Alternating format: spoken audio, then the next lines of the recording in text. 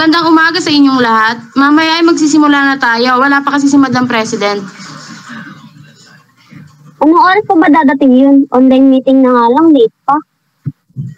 Kaunting pasensya na lang po sa ating lahat. Tinatawag ko na si Madam President. Di ba pwede simulan na? Marami rin kaming gagawin. Magchichismisan lang kayo eh. Hindi no? Busy rin kaming tao. Do.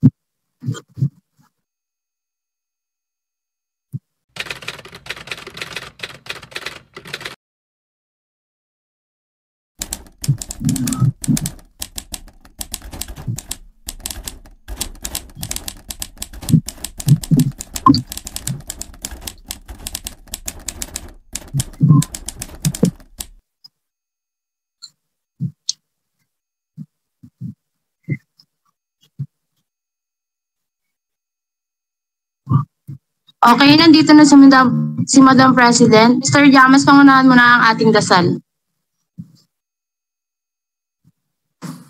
Okay, tayo na manalangin sa ating Panginoong Jesucristo bago natin simulan ang pagpupulong na ito. Tara na. Anak, Ama, Anak, Espiritu Santo. Amen. Panginoon, maraming salamat at pinagtipon-tipon mo kami ngayong araw na to at gabayan mo kami at sana maging maayos ang kakalabasan ng pagpupulong nito.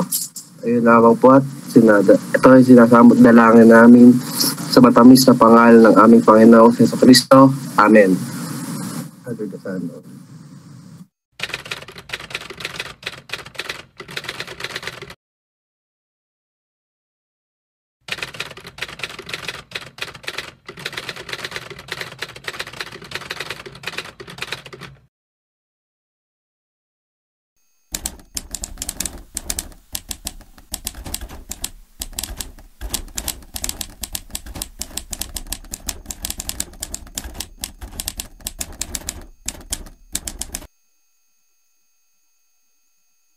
A few minutes later.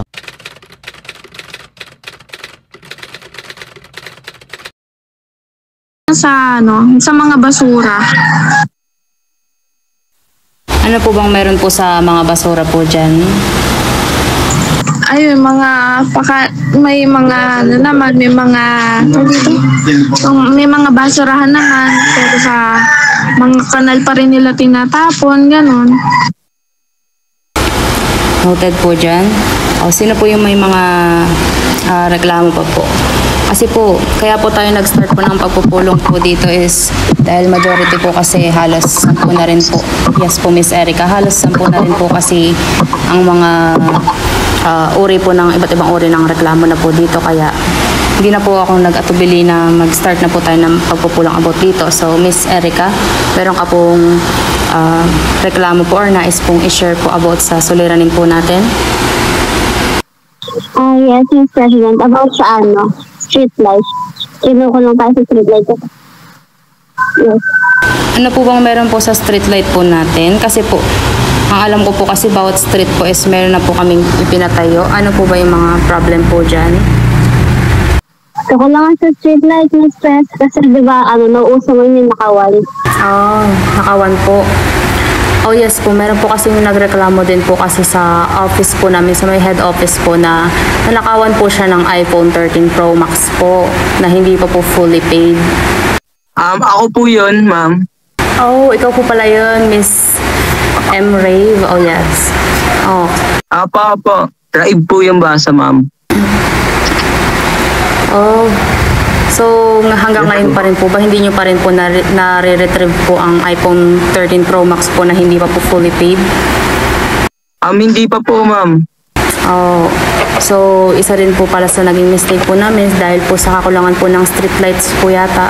And alam ko po kasi kompleto po kasi baka siguro naman po na may mga street lights po dyan na hindi pa po namin na papansin po or mga street lights po na hindi pa po namin na isasaayos. Gusto po namin yung isaayos. So mamaya po natin yung pag-usapan. Ano pa po ba yung mga suliranin po bukod pa po sa basura po, nagkatapon po ng basura sa kanal and sa street light po, kakulangan po ng street light na nagdudulot po ng nakawan. Yung open canal po natin sa village po natin, ma'am. Oh, may open canal po. Ano po Opo. ang problema po sa open canal po natin? Dahil nga po, di ba, wala po, unti lang po yung street lights natin. Yung anak ko po kasi pauwi na po siya. Tapos bigla po siya nalaglag po dun sa open canal. Yun, pag uwi niya po, puro na po siya burak. Nakakalungkot naman po. About po dyan sa may open canal po kasi na yan, I think one of the reason po is hindi po lahat po kasi yata nalagyan po kasi ng salaan or something po na hindi po yung mga inaagos po ng mga basura or mga sinasadyang itapon po na basura dumidiretso po sa kanal, sa kalan po, sa kanal. Yun po.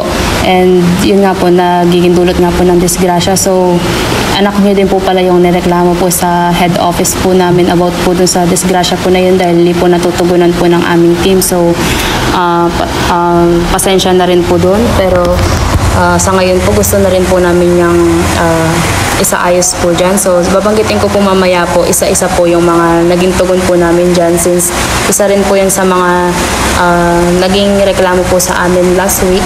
Kaya po, nagpulong po kami last week ng mga team bago po kami nagpulong po sa inyo po na mga magulang po na nagre-reklamo po mismo. So, ano pa po ba? Bukod pa po sa may basura sa kanal, sa street lights po na nagiging dulot po ng nakawan, and sa may open canal po na nagdulot po ng pagkahulog po ng anak po ni Mr. Rave. Yes po. Yes po, Mr. Alan. Yes po, Mr. Alan. Is yung kakulangan po ng supply ng tubig. Oh, sa kakulangan po ng supply ng tubig. Ano po yung nagiging experience nyo po dyan sa tubig nyo po dyan? Experience po namin is, di po kami nakakapag-imbak ng tubig. Kaya po yung iba, hindi wala magamit. Oh, sa kakulangan po ng tubig. Opo. Langari po, di pa nga po ako bagong ligo. Ayaw nga po, Mr. Ray. Dami ko po Halata naman po sa itsura nyo po na hindi pa po kayo nakakaligo po. Na hapon na po ngayon pero wala pa rin po kayong ligo. So, nakakalungkot po talaga. Pangatlong beses, kayo po talaga ang number 1 po na naaapektuhan po dito sa mga suliranin po ng ating village. So, sa may kakulangan po ng tubig po, gusto ko pong sabihin po sa inyo kung ano po yung sitwasyon po natin. So, tayo po kasi ang tubig po kasi natin is connected lang po kasi sa may Hermosa Water District. So, nawasa po yan. Yung water po na yan. But, since ang dapat po kasi is yung kung dumadaloy lang po yan sa bahay niyo po, doon lang po talaga isahan lang po kasi ang daloy po talaga ng water po na yan. But since may ilang po mga residente po na nagpapatayo pa po ng extra pong CR, nagpapatayo ng extrang gripo or mga anything po na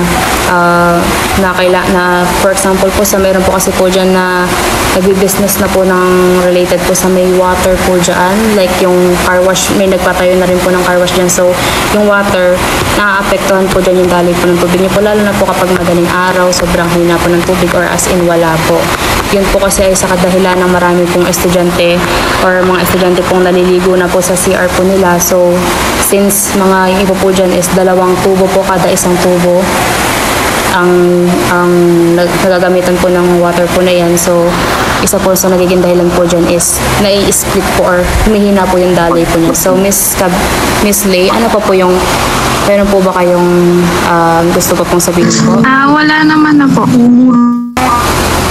Sige po. So, sa may kakalungan po sa tubig, gusto rin po namin i-address po yan ngayon din po.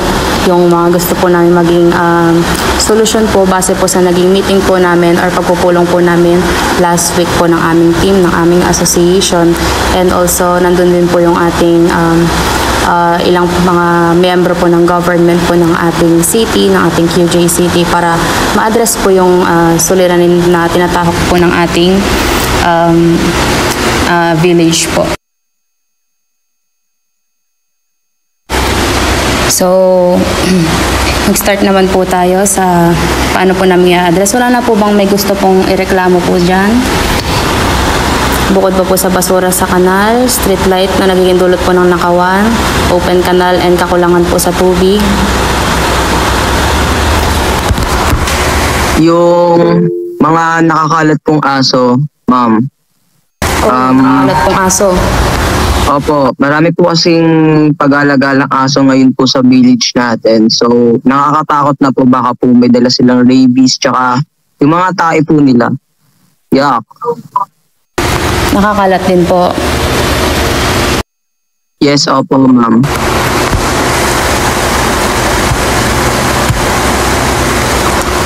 So, gusto ko din pong i-address po yan sa about po sa pakalat-pakalat po na tae. Bukod po sa pakalat-kalat na tao, may tae din po na dahil po sa pakalat-kalat po na aso. So, ang policy po kasi talaga niya ng village po natin nung pinatayo po yan last 10 years ago, nung kakatayo pa lang yan, is aso mo, itali mo. Pero parang tao po yung tinatali po nila at yung aso po yung mga nakakawala po ngayon.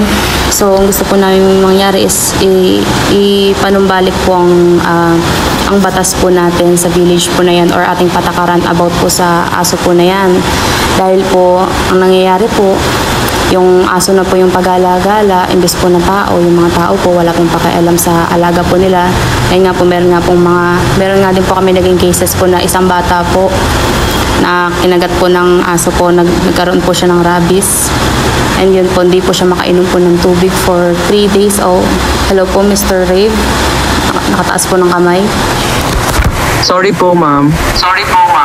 Ay, akala ko sasabihin ka. Sige. So, yun nga po. Marami pong nagre-reklamo po about po sa may rabies po na yan. Okay po. Hello po, Miss Erica. Anak ko po yung nakagat ng aso. Oh. Anak niyo po yung nakagat po ng aso. So, meron din po kami gustong itugon po dyan about po sa anak niyo po na nakagat po ng aso para matulungan po namin kasi hindi po talaga maiiwasan na makagat po ng aso yung mga anak niyo po. Yes, makagat po ng aso yung anak niyo po. So, Aso po ni Alan. Ni Mr. Alan po daw, ma'am. Mr. Alan po. yes po.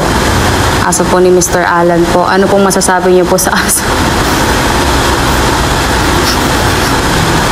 Ano pong masasabi niyo po sa aso niyo po, Mr. Alan?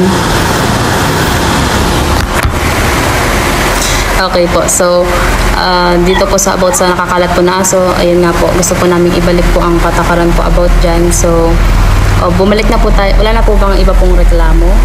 Bukod po sa basura sa kanal, street light po na nagiging dulot po ng nakawan, open canal, kakulangan ng tubig, and pakalat-kalat po na aso at pakalat-kalat po na tae na nagiging na nakagat na din po yung anak po ni Mrs. Erica dahil po sa pakalat-kalat po na aso po ni Mr. Alan. So, gusto na po nating i-address. So, wala na pong may gusto pong idagdag about po sa suliranin na mayroon po ang village po natin. So, start na po tayo ngayon. Dito po sa may basura sa kanal po. So, yung isa po kasing factor po kung bakit po nagkakaroon din po ng clog, nagkakaroon din po ng baradong kanal din po sa atin is dahil po sa mga irresponsable po talagang mga presidente. And hindi lang po sa pagiging irresponsable po nila is dahil po kasi sa nawawala po yung salaan po ng kanal po.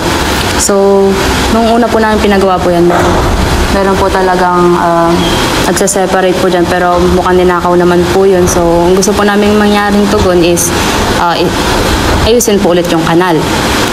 para po wala na pong mahulog po na mga basura po, hindi na po mahulog po yung anak po ni Mr. Rave sa kanal.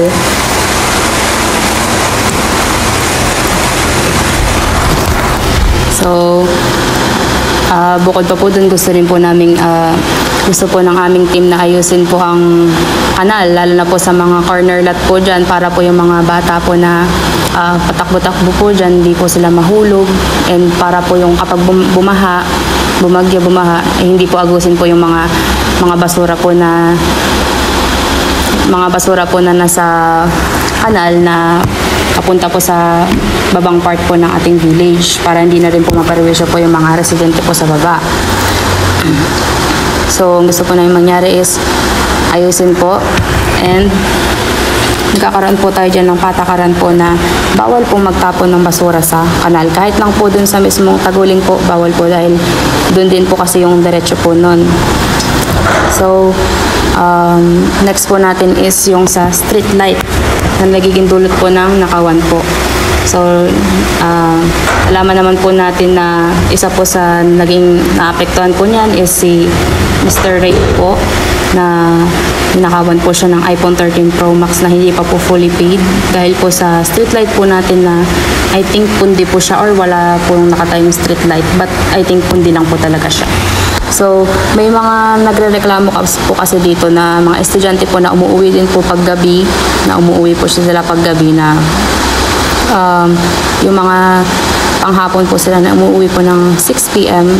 na mga estudyante po dyan sa school, sa near the village, na masyado pong madilim yung street po nila para makauwi po sila. And yun nga po, may mga ilang estudyante po na nananakawan din po. Yan po, kasama din po si Mr. Rave, na kahit hindi po estudyante, nananakawan din po. So, nagiging favorite spot po ng mga thief po yan, ng mga magnanakaw po. So, ang gusto po namin dyan is aayusin po namin lahat ng mga street light po dyan, para po yung mga pagala-gala din po paggabi, hindi din po sila makaapak po ng tae. Yan. So, bukod pa po sa street light, ay magpapatayo din po kami ng, or magpapagawa po kami dyan ng mga CCTVs po sa bawat mga blind spot po dyan, para iwas na rin po ang nakawan kahit po may street light, para at least alam na rin po natin kung sino po yung mga pumiperwisyo po sa ating village. So, ayan po. So, about po dyan sa street light po na yan, isasaayos po na, ulitin ko po, isasaayos po natin ang street light, magpapatayo pa po kami ng extra street light, at magpapatayo pa po kami ng CCTVs po. So, yung expenses po na yan is galing naman po sa gobyerno. So, don't worry naman po na magbabayad po kayo. Hindi po kayo magbabayad. So, galing lang naman din po yan sa mga tax po na binabayaran po natin, na ipoprovide po ng gobyerno po para sa village po natin, dahil tayo po kasi yung kauna-unahang priority po nila, dahil tayo pong ang village po natin dito sa KJ City ang may pinakamaraming perwisyong naranasan. So, sunod naman po isang open canal naman po. Yun po, sa may open canal po, meron na, bukod po sa may mga basura po, may nahulog na po talaga na anak po ni Mr. Rave. Ang mangyayari po dyan is i-close po namin ang canal, not fully closed, but gagawin po namin siyang safe, na hindi po aagos ang basura, hindi rin po maaagos pati po yung anak niyo po. So, yun po, connected naman din po ang sa may basura, ang suliranin about sa pagtatapon po ng basura sa kanal tsaka sa mga open canal po. So, ang sunod naman po na i-address po namin is yung kakulangan po sa tubig. So, kagaya po ng sinabi po namin, may mga, hindi naman din po kasi maiiwasan po kasi ng mga residente po na gumusto po na magpatayo pa po ng isa pang CR. Malay nyo po kasi extended family po sila, or talagang kailangan po talaga nila yung extra supply po ng water, dahil para mas convenient po ang kanilang way of living po nila. So, di na po natin kailangan pakialaman po yung mga specific po na reason. Ang gusto na lang po namin gawin is hindi lang po sa Hermosa Water District tayo kukuha ng water, kundi dyan na rin po sa may mismong highway po natin malapit sa bago po mag-Orani. So, i-discuss na rin po namin sa supplier po ng water na i-connect po ang village po natin dyan, para ang mangyayari po niyan is hindi lang ang mangyayari po niyan is dalawa na po ang supplier po ng water po natin para po every madaling araw at every gabi is hindi na po hihina yung water dahil alam naman po kasi natin na yung mga tao po na nandito po is mga busy na rin naman po kasi mga tao.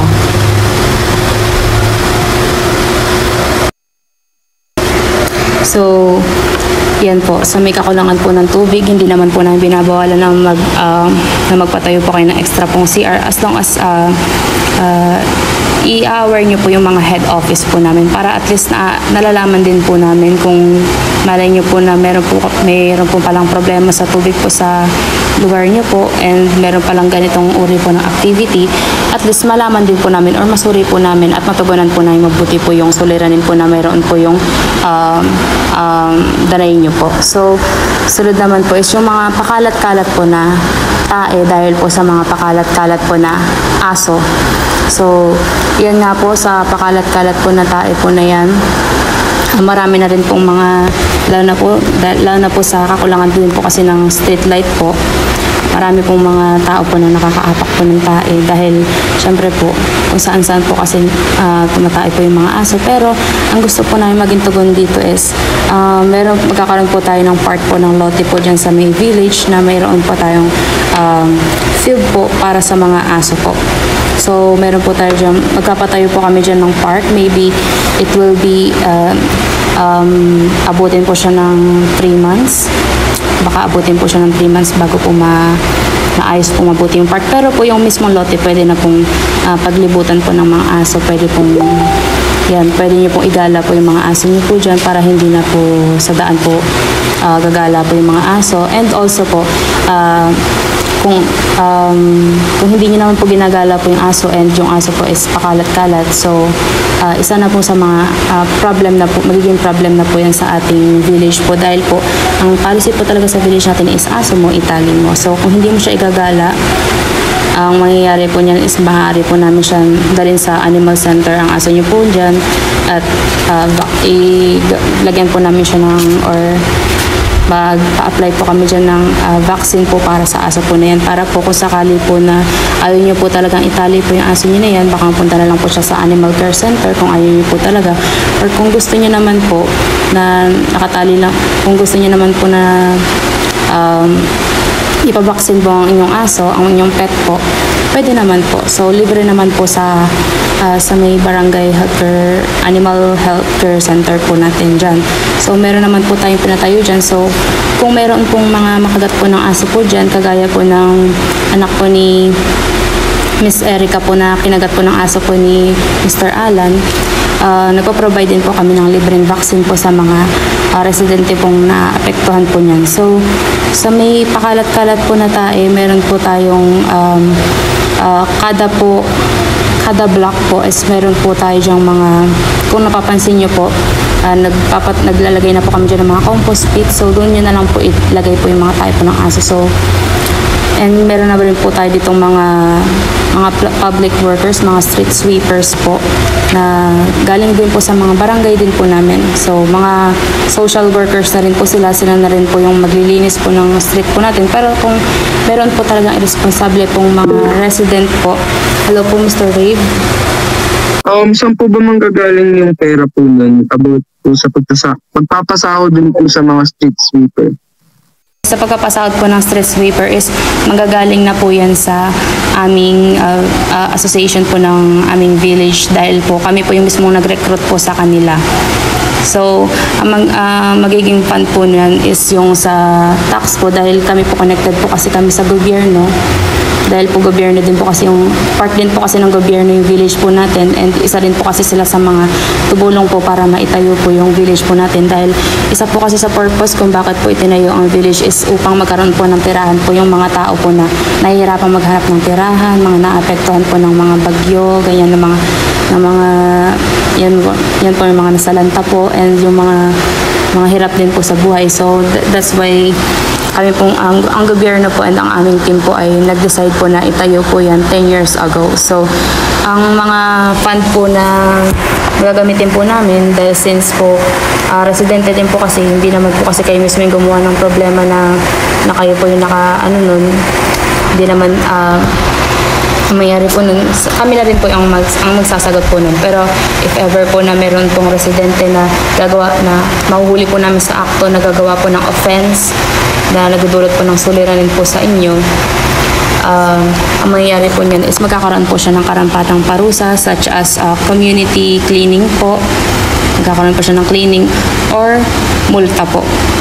Dahil po siyempre po naapektuhan po yung mga residente, lalo na po sa mga nakakagat po ng aso. Hindi naman po kasi nila provided pala yung expenses para dyan. Pero kung manyari man po na sinadya po talagang ikalat ang aso or kung mayroon pong nagmamayari ng aso po niyan, maaari pong mag-request po ang na-offense po na yung offenser po, siya po ang magabayad po or magsasagot po ng pera. Pero ang priority po namin is kami na po yung mismong sasagot para po sa inyo. So, meron pa po ba kayong mga katanungan po?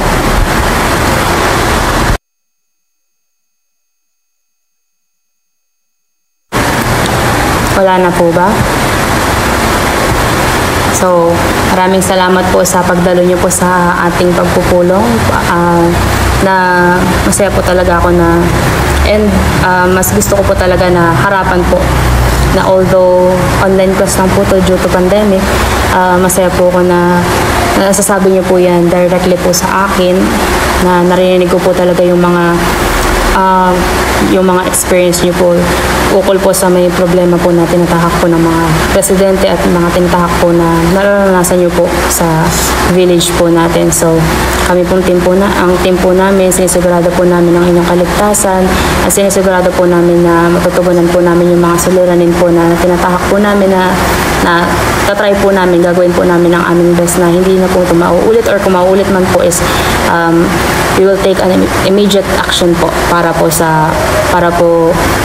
masolusyonan po agad yung problem po na tinatahak po ng village po or ng mga residente po within the village. So, that's all for now.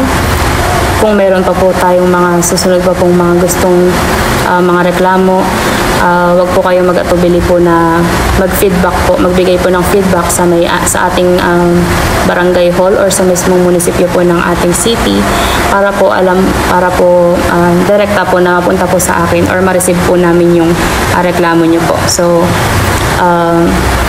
magkakaroon pa po tayo ng mga susunod po na meeting if ever po na may mangyari na naman po ulit na suliranin or mga programs po. So, thank you po ulit sa inyong pagdalo. And MC. Thank you po. Yes, thank you din po. Thank you po. Thank you po, Madam President. Thank you po, Madam President. Yes, thank you po. Sana po maasolusyonan ng po. Yes agad. po. Sana mapagamot ni anak. Yes po. Tutugunan po namin yan. Sana po sagot niyo yung Sana po sagot niyo po yung gamot po ng anak ko. Hindi po siya ngayon.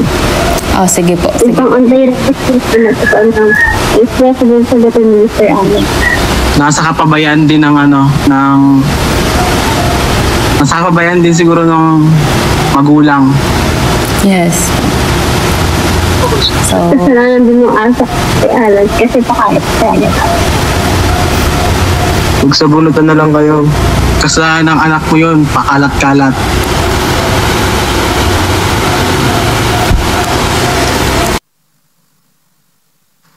Walang makakagat ko dahil sa pakalat-kalat ng asa ni Mr. Alan. okay, so that's all for now po. End na po natin ang ating meeting. Thank you po.